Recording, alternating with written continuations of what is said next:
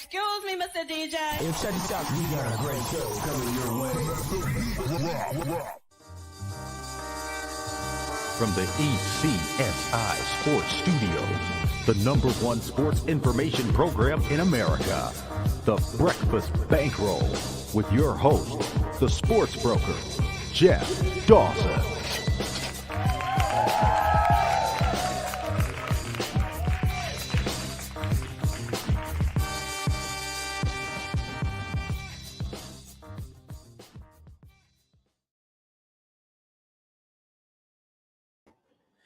Good morning, sports fans from all around the globe. I am your host, Jeff Dawson, East Coast Sports Investors, and this is our weekly trip over the Sagamore Bridge, down Route 3 to I-93, and our special, I don't want to say special guest, good friend, co-host of our weekly show, the Breakfast Bankroll here.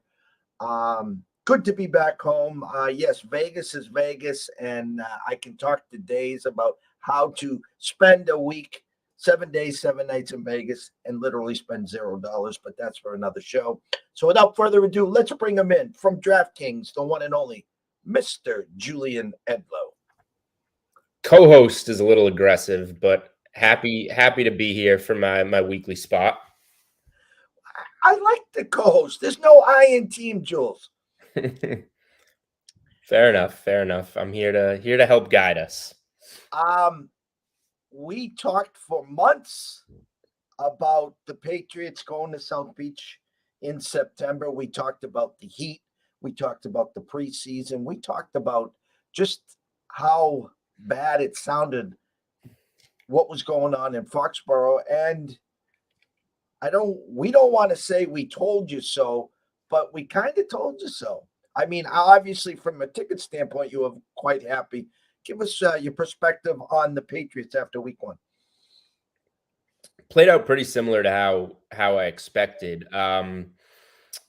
Although, I'm not too high on the Patriots defense, and they played decent. I mean, it's not like Miami ran up the scoreboard. That huge fourth down play really changed the game in a lot of ways.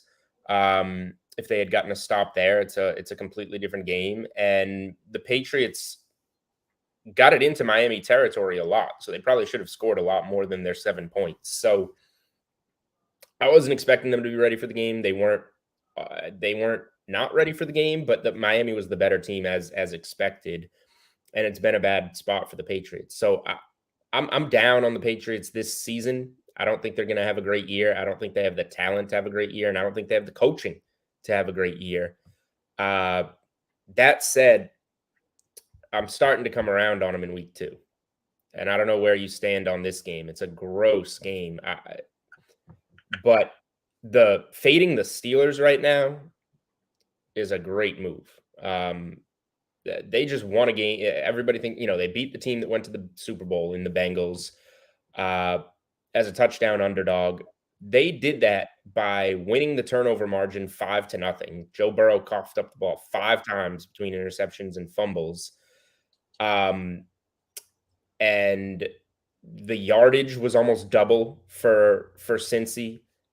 Cincinnati carved them up. They just gave the ball away, and the Steelers couldn't take advantage. The Bengals had 2 kicks in the air to win the game, a blocked extra point and a botched field goal in overtime, and the Steelers win that game. If the Patriots don't turn the ball over against the Steelers, they're going to win that game. No TJ Watt now for Pittsburgh. They got a corner dinged up. Najee Harris is dinged up. I don't know. The Steelers got lucky last week. It's so funny because we'll use this as a lead in here because I talked to a lot of people yesterday.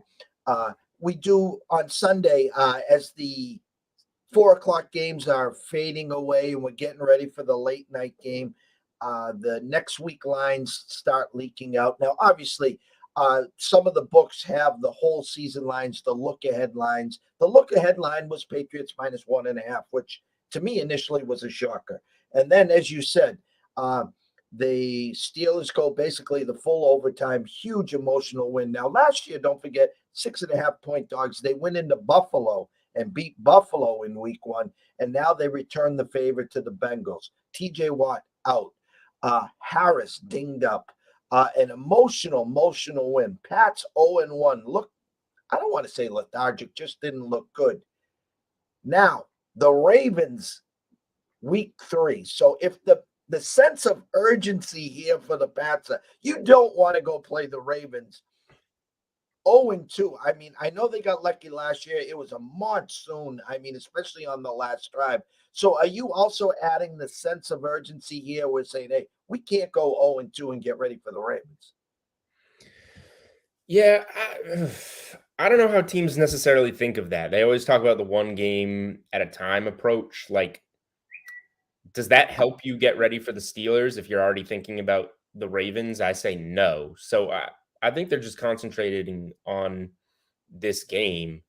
That said, I bet some Ravens in a pick'em before the season because, like I said, I'm low on the Patriots. So I guess that's another reason I want the Patriots to win this game, so that they're not quite as desperate in their home opener against Baltimore. But Baltimore's the better team. If you're giving me a pick in that game, even if it's in Foxborough where the Patriots weren't good last year, I'll take that. So if there's still Baltimore picks sitting around, I would go for that. So I faded New England week 1. I'm going to be on them week 2. I'm going to be against them week 3, and I'll probably be against them more than I'm on them.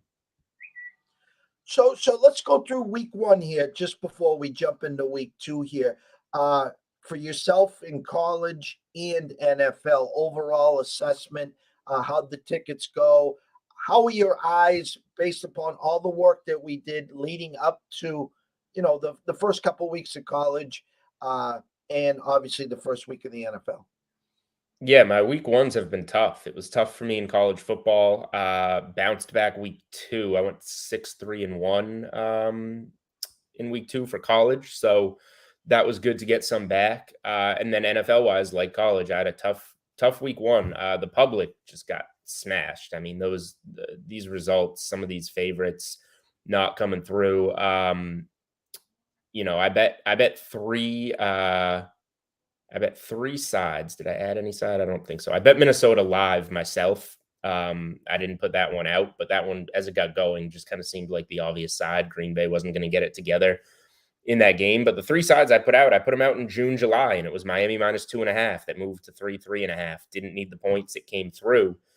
But the other 2 were New Orleans at -3.5. I got in nice and early. It got to 5.5. Atlanta should have won that game, but they did what they always do and completely crumbled. And then the Broncos at -4. Nice and early, but obviously didn't get there. Again, I put these plays out in June. I wasn't going to be that guy. I know a lot of people didn't get them, so I wasn't going to come back with Falcons +6 or Seattle +7. I didn't hedge any of the Saints one personally. I just let that one ride and lost. I hedged a little bit of Seattle at +7. Which it just, as the closer that game got, it just felt like Seattle was going to get it. I wish I had done more about that, but I let my good number ride. The one big takeaway for me, and I mentioned 2 teams that lost that in Green Bay and Denver. We spend the whole summer breaking down that week 1 board. Like I said, I bet 3 games in June, July. Something that we don't know then is preseason. Broncos didn't play their starters in the preseason. Packers didn't play their starters in the preseason.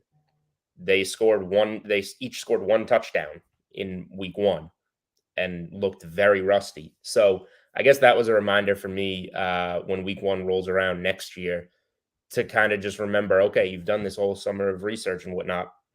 Go back. Remember who hasn't played in the preseason, who could come out rusty, whether you want to take a first half fade against them or a full game, because that made a difference in week 1.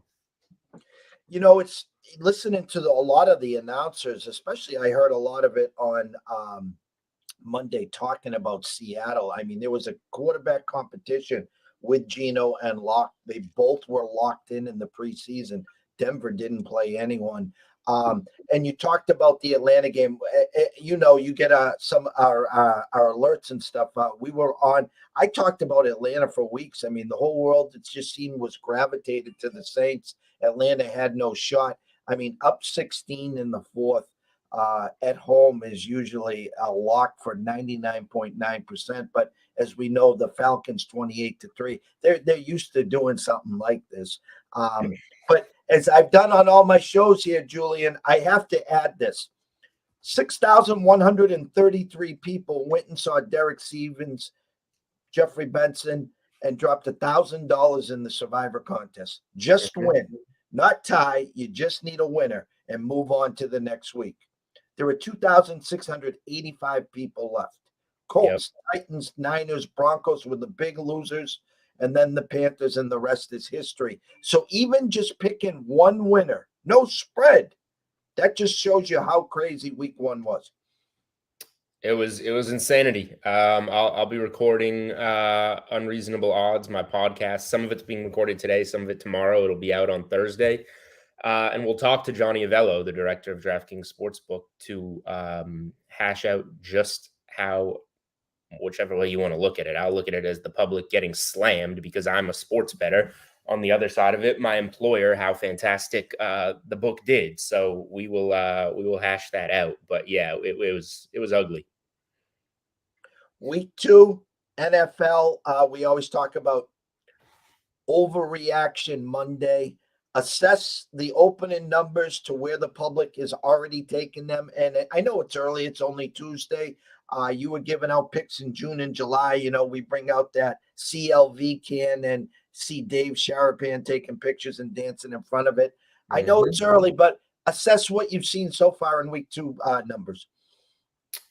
Yeah, I mean, the Thursday night one, tomorrow's game, we can touch on first because that opened 3 and it's up to 4.5 on Kansas City. I agree with the move. I think 4 is probably the last place I would have betted. I think Kansas City at home is the side on the short week. The Chargers had some trouble closing out the Raiders, who made a ton of mistakes in that game. So while, I thought the Chargers would get that game, they did. I didn't lay the 3, little regretful, but they didn't show me as much as I wanted to see from the Chargers, put it that way. And Kansas City, moving on from Tyreek Hill, Arizona's nothing special, but they looked fantastic on the road, and now they're coming home. Chargers have won 2 in a row at Arrowhead. So, this is a spot I think the Chiefs will want to get right and make up for those last couple. I'd lean towards the Chiefs on Thursday Night Football, but I think the number's settled right around where it's going to be. Maybe some public comes in on Kansas City and it gets to 5, but I think the days of the public smashing the Chiefs over the Chargers might be over because people love Justin Herbert and the Chargers. So that one's right around where I think. Pats, I mentioned, now 1.5 point favorites in that game. I think this one's going to go up to Patriots 2.5. I think sharp money is going to be on the Patriots because they're going to identify that the Steelers are probably more flawed at this point than the Pats. And no walk, like that's a big injury. I think that's going to be worth a couple points, and this should go to 2.5. Julian, Yep. I'll interject right there with that thought process. And again, a lot of people I talk to when they do their power rankings and stuff, they were figuring the Steelers -4. I even talked to someone that's had them at 4.5. When I do my projections on spreads, I'm usually a half point either which way, sometimes 1.5. But when I'm 3.5, because I was one of these guys too that's saying that the Steelers are going to be 3.5 at least. When I'm wrong, I got to go dig in and figure out why the hell I'm wrong. And you're spot on in exactly what you're saying. If you're thinking it's going to go to 2, maybe 2.5, do you just jump in and grab the -125 now and just win, baby? Or do you take the 1.5 as you've been saying? Yeah, money line for me. And that's probably something I'll put out either today or tomorrow as a play. It's gross. I was initially going to stay away from the game. And then I looked into it a little bit more, and a lot of Pittsburgh money coming in. I think the Patriots will wind up being the side in that game. So I probably will put that one out as a play. Just quickly rattling through the board. The Saints are taking a lot of money. This has been a spot that people have had circled for a while. Brady not good against New Orleans, particularly in New Orleans as a member of the Bucs. Comes from 3.5 down to 2.5. I don't have much of an opinion on that game. I think the Saints were kind of the sharp side at 3.5, but I don't know how good they are. And Tampa looked pretty good. Colts Jags. This one is coming down towards the Jags at home. The Colts seem to never win in Jacksonville, but after a tie against Houston, how can you afford to lose this game? You know what I thought was funny? I write a like kind of futures outlook article each week on the DK playbook.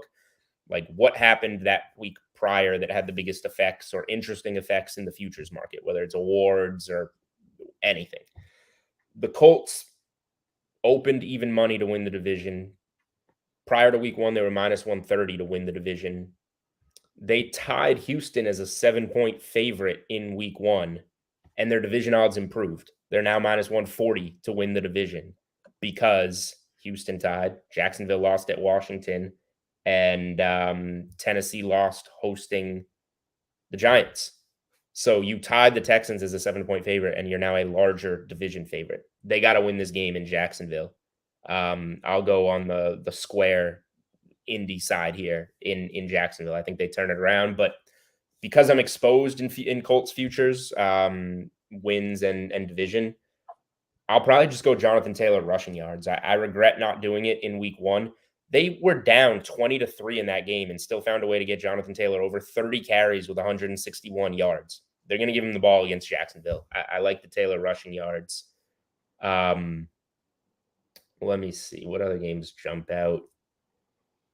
Not a ton. The Bengals Cowboys one. I bet Bengals minus 6.5 as soon as it came out. This is one where you'll get like some pro pushback. Look ahead line was Dallas minus 2.5. So now it's saying Prescott's worth. This one got up to 8. So it's a 10.5 point swing. And sharps will go against that. I just noticed it went down to 7.5 on DK Sportsbook. So people are sharps are taking the 8. I disagree. We just had a week where all those heavy favorites lost. This is going to be a favorites week in week 2. And you can't interest me in a sharp side of Dallas at Dallas plus 10. Not interested. Like Cincy is going to bounce back from those 5 turnovers, and they're going to do it against a Dallas team that has 0 offense. The offense looked awful against Tampa. I think that this is a Bengals blowout. So it's Bengals for me. When Dak got hurt in 2020, Dallas lost 6 of its next 7 games. The average loss was by 18.5 points. They lost the first game after Dak got hurt, home game against Arizona. They lost that game 38-10. Tough times for Dallas. I think that Cincy is going to mop them. One other spot I'll give you. People are going to be down on the Broncos. We got public money now piling on the Texans. Denver scored 16 points in that game. Their expected points was like 27, I think. They could have easily scored 30 points in that game. 2 fumbles at the 1-yard line, poor coaching decisions, the late missed kick, which was too deep, but still a missed kick. At home against Houston, they're going to come out angry. Denver minus 6 first half. Just come out, get going. I like that spot a lot. Kind of going against the public on that one. I got one that I'm surprised of, and maybe one's an overreaction. I was kind of curious on your thoughts, and then we'll move on to college. Surprised that the Ravens are only 3.5 versus the Dolphins? A little. The Dolphins are. I think the Dolphins are good. I think the Dolphins can win 9 or 10 games. I like Baltimore more, and Baltimore's at home, and Baltimore lost one of those Thursday night games in Miami last season as a pretty big favorite. So maybe looking for a little bit of revenge in this one. It's a tough game. Public money is coming in on Miami. This would be Baltimore or pass for me, and it's probably going to wind up being a pass. But I don't want to disrespect Miami. I think they're pretty good. But yeah, coming off the week 1 home win against the Patriots, and now you got to go on the road to Baltimore, rookie head coach. It feels like this is probably a spot Baltimore gets. The other one, overreaction, Raiders minus 6 against Arizona. I know they looked putrid. As you know, we were on Kansas City. That was an easy box to wire. I think Mahomes and company could have put up 60 if they wanted to. You could tell right away that I'm not saying Arizona mailed it in. I think I don't Mahomes think had Arizona's good. What's that? I don't think Arizona's good. Is the No, problem. I don't either. I definitely expected some regression from them. My question is, Raiders -6, an overreaction? Do you think that's a pretty fair number? Well, I mean, it's funny because it's like the Raiders lost 2 and Derek Carr threw 3 picks. So maybe a little bit of an overreaction to Arizona getting blown out. Like this opened 3, I think. So it's really getting bet up. The Raiders should win. I do like the Raiders to win, but I think Arizona can score too. Like the Raiders don't have a great defense. That game was much lower scoring than I thought against the Chargers. So this would be either an over 51.5 for me or a Raiders team total over, expecting the Arizona defense to look awful again. But I don't think the Raiders defense is very, very good. And Arizona's offense will look to bounce back too. So this is either a Raiders team total over or a game over if I was going to play that game.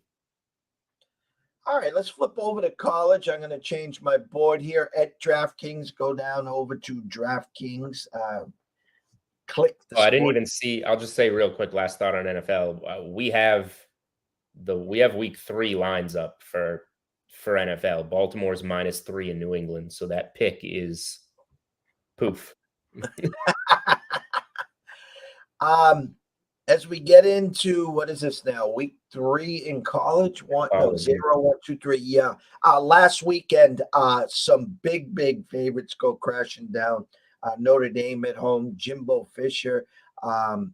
Hail to Appalachian State, hail to Georgia Southern, which unfortunately Scott Price could not get his at least coach's game against Oklahoma. And then, of course, the biggest game of the weekend, Alabama ekes out a late field goal to hold on and win, but not cover. Exactly. Georgia has outscored its opponents 1-0. So let's assess where we are right now in college, and for you, your last weekend's plays in college. Yeah, Georgia didn't play anyone this past weekend, so I don't really care about that. That's what they should do. But what they did against Oregon was pretty real, and we're gonna find out what Oregon is this weekend against a really good veteran BYU team. So that'll be kind of telling. I would like BYU in that game getting the points if they're coming off, kind of a tough spot. You get an overtime win against Baylor, who they're favored in that game, but Baylor's still a top 10 team, and now you got to go on the road and play another top 25 team. Probably not a spot to back them. So we got to find out what Georgia is, but they look like they should just, given their schedule, cruise through, go 12-0. We'll see. I've been saying all along, I think they slip up somewhere. I don't know where. We'll see if that actually comes to fruition. We'll see if Alabama. I'm way more curious about Alabama, and that's probably because I'm financially invested in them with the over 10.5 wins, with the winning the division and all these things tied into different parlays. Eked that one out. I needed them to eke it out, but I need to see now, is that who they are or not? Because the I was more concerned with the defense, how poor the defense looked, because I thought the defense would be real this year with Will Anderson and a lot of those guys, and it looked awful, the penalties. So is Saban going to get them into shape and they're going to be disciplined moving forward, or are they going to make those type of mistakes in tough road atmospheres again? That's what I'm really curious about. Offensive line didn't look good. Pass catchers didn't look good. Bryce Young was a stud, made the plays he needed to make. Guys got to catch the ball. They don't have the Mechie and the Jamison Williams like they did last year, and they need to make something out of these receivers. So that's what I'm looking forward to finding out. Bama's in a blowout spot this week, 50-point favorites or whatever. I'm curious to see when they get into SEC conference play what they're going to look like. The board's up, obviously, for this weekend. Kind of curious. We had FSU over LSU. They get a little time off. We had Louisville on the desk as dogs against UCF. They match up on Friday. Some money coming in on Florida State, now up to -3 at your DraftKings Sportsbook. A loaded schedule on Saturday. As we wrap up things here with you this week, what are you eyeing this weekend in college? So I did play Florida State money line early at -130. Okay. I do like them, and I know they're taking some money. Louisville's going to be appealing as a 3-point home dog coming off that upset win. They got smoked by Syracuse. I think Syracuse might just be good. I'm kind of interested in backing them in a pick at home against Purdue this week. But looking at this one, I just like the spot for Florida State. Like, Louisville hasn't impressed me all that much. Even the win at UCF wasn't that special, I didn't think. Cunningham made some plays, terrifying betting against a guy like Cunningham in a college football game, but they're coming off a huge win on Friday night. Now you got another Friday night one to prepare for. FSU's been off for 2 weeks. They've had the bye. They're getting ready for this game. They should be all set. And I loved what I saw from Jordan Travis in that LSU game at the quarterback position. I kind of didn't have an opinion on him coming into the season. Hopefully I'm not overreacting to one game, but he looked very poised. He was ready to make the right plays a lot of the time in that game. So I just lean to FSU in this one. I think that they should win that game. I think they're the better team. Anything I'm trying to, Oklahoma now was catching money. Now they fire Frost. That's down to 11 on your board. Trying to find some. You talked about Syracuse, Purdue. I'll say here's one because we're talking about FSU, LSU. I think LSU has issues. Sharps are playing LSU in this game. I think this is one of those early season situations where pros are still trusting their number and backing the talent on LSU. Like, I backed the talent on LSU against FSU, but they have problems in that locker room. You saw it in that game, even though they were able to come back and almost tie it, no extra point, but they kind of grinded to get there. I know they really need this game, but Mississippi State's been really scoring points against Memphis, scoring points against Arizona. It's a tough road spot that you were just out west at Arizona. Now you got to go to LSU. That's my only concern. But Mississippi State has a really good offense. LSU, I like the quarterback Daniels, but I don't like that much more about LSU. Talented receivers, but they're not. It doesn't seem like they're buying in. So I think Mississippi State, I think they have 17 returning starters. They have the quarterback in Rodgers, just a good veteran team. I like Mississippi State in this game. I don't think LSU can keep up offensively. I agree with you. We had the Mississippi public side, or not a public side, just going against the sharp side, but I'm for it. We had Mississippi State Saturday night team total. I was fortunate enough to be able to be half asleep and half watching it on the plane ride back to Boston. California, Notre Dame, not a great start for the new coach at Notre Dame.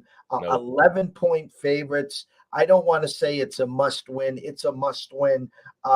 Their next two games are at UNC, and then they play BYU in Vegas. It is a must win because even if they win it, they could be 1-4. I'm on a Carolina win total under. I'll be rooting for Notre Dame. I'm on Notre Dame under 2. I'm on Notre Dame under 2, under 9, but I figure that's probably good by now with an 0-2 start. I'll be rooting for the Irish in that one, but that BYU spot I got circled. That look ahead was 6.5 for BYU. Probably going to be like a pick now would be fortunate, but people like betting on Notre Dame. I hope they win the UNC game and get some hype because I want BYU in that Vegas game. Before any props or any boosts that you got, anything crazy for the listeners for the weekend? The only prop I'm looking at so far is the Jonathan Taylor rushing yards. Nothing too special, too crazy. We are running the Thursday night football early win promo again, which if you bet the Bills money line on DraftKings last week, that first drive, the Bills scored a touchdown, went up 7-0, you cash. You obviously cash Bills money line anyway because they went on to dominate.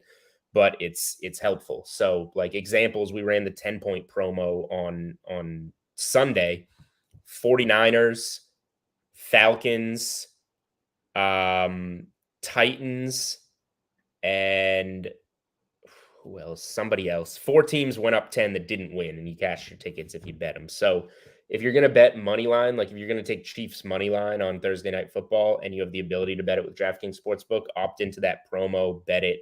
And if the Chiefs are up by 7 at any point in the game, you cash the ticket anyway. Julian Edlow at DraftKings, at DK Sportsbook, at DK Live, at the Unreasonable Odd Podcast. Always a pleasure, my brother. Thank you so much. And we will catch you next week. And best of luck with your tickets. Of course. Best of luck to the listeners. Best of luck to you, Jeff. Let's cash some tickets. All right. Thank you, Julian. Julian Edlow, good friend, great content creator, great sports wagerer for DraftKings. If you're not following him, again, please follow him at Julian Edlow, at DraftKings, at DK Sportsbook, at DK Live. Catch his podcast at Unreasonable Podcasts. Today at 1:00, we will then cross the border to our good friend Andrew McGinnis at McGinnis Picks at Wager Talk as we talk some CFL and some NFL later this afternoon. Myself and Riley, Southside Riley, we call him, and his White Sox are rolling right now. We'll do the closing bell somewhere around 4:30 on the East Coast, and we'll go from there. So for myself, Jeff Dawson at EC Sports Invest, from Julian at Julian Edlow at DraftKings, we wish everyone a blessed morning. Have some fun, cash a few tickets, and we'll see you soon.